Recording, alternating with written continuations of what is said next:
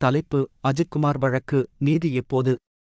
ஒரு மனிதனின் மரணம், பலரின் மனம், வாழ்க்கையின் தத்துவங்கள். பெயர்: ஒரு வாழ்க்கை, ஒரு மரணம். அந்த மரணம் வெறும் உடலின் முடிவு அல்ல, அது சமூகத்தின் மனசாட்சியில் விழுந்த ஒரு மரண அடி. நீதிக்கான குரல் ஓங்கி ஒலிக்கிறது. ஆனால் அதை அடக்க முயலும் கரங்கள் இன்னும் வலுவாக இருக்கின்றனவா?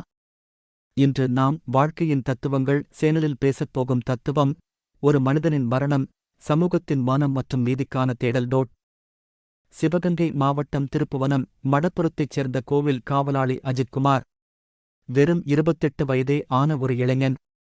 ஒரு நகை திருட்டு புகாரின் பேரில் காவல்துறை விசாரணைக்கு அழைத்துச் செல்லப்பட்ட அவர் அடுத்த சில மணிநேரங்களிலேயே சடலமாக மீட்கப்பட்டார். காவல்துறை தப்பி ஓட முயன்றபோது நிகழ்ந்த மரணம் என்று கூறியது.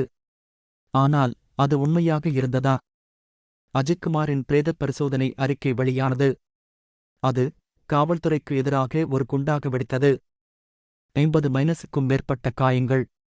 கழுத்து, மார்பு, மண்டை ஓடு, வயிறு என பல இடங்களில் இரத்தக் கசிவுகள்.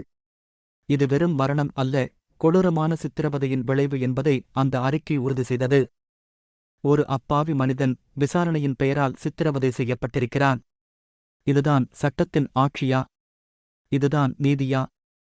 இந்த வழக்கு தமிழகம் முழுவதும் பெரும் அதிர்வலைகளை ஏற்படுத்தியது. பொதுமக்களின் அழுத்தம், அரசியல் தலைவர்களின் குரல்கள், மனித உரிமை ஆர்வலர்களின் போராட்டங்கள் என அனைத்தும் வெடித்தன. இதன் விளைவாக இந்த வழக்கு சிபிசிஐடியிலிருந்து சிபிஐக்கு மாற்றப்பட்டது. இது ஒரு முக்கிய திருப்பம். சமீபத்திய சிபிஐ விசாரணையில் பல திடுக்கிடும் தகவல்கள் வெளிவந்துள்ளன. வாகன பதிவு எண் முரண்பாடு. அஜித்குமாரை விசாரணைக்கு அழைத்துச் சென்ற காவல்துறை வாகனத்தின் பதிவெண்கள் 2 விதமாக இருந்தன.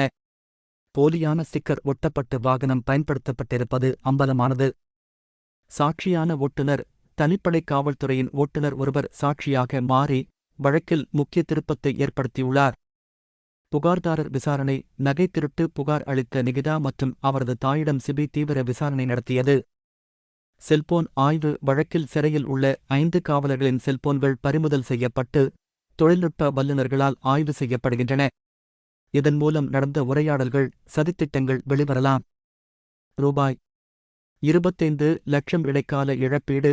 சென்னை உயர் நீதிமன்றம் அஜித்குமாரின் குடும்பத்திற்கு ஏற்கனவே வழங்கப்பட்ட ரூ.7.5 லட்சத்துடன் கூடுதலாக 25 லட்சம் ரூபாய் இடைக்கால இழப்பீடாக வழங்க தமிழக அரசுக்கு உத்தரவிட்டுள்ளது.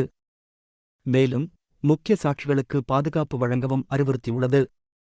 இந்த வழக்கு வெறும் அஜித்குமாரின் மரணத்தைப் பற்றியது மட்டுமல்ல, இது நமது சமூக அமைப்பின் இருண்ட பக்கத்தை வெளிச்சம் போட்டுக் காட்டுகிறது. காவல்துறையின் பொறுப்பு. சட்டத்தை நிலைநாட்ட வேண்டிய காவல்துறை சட்டத்தை மீறும்போது என்னவாகும்? மனித உரிமைகள். ஒரு குடிமகனின் அடிப்படை உரிமைகள் மீறப்படும்போது நீதி எங்கே நிற்கும்? நீதிமன்றத்தின் பங்கு. இதுபோன்ற தருணங்களில் நீதிமன்றங்களின் தலையீடு எந்த அளவிற்கு நீதியை உறுதி செய்கிறது? இந்த வழக்கு நாம் அனைவரும் சிந்தித்துப் பார்க்க வேண்டிய பல கேள்விகளை எழுப்புகிறது. வெளிப்படைத்தன்மை, பொறுப்புக்கூறல் மற்றும் சித்திரவதை இல்லாத ஒரு சமூகத்தை உருவாக்குவது எப்படி? சட்டம் சில சமயங்களில் தாமதமாகலாம், ஆனால் நீதி ஒருபோதும் தாமதமாகாது.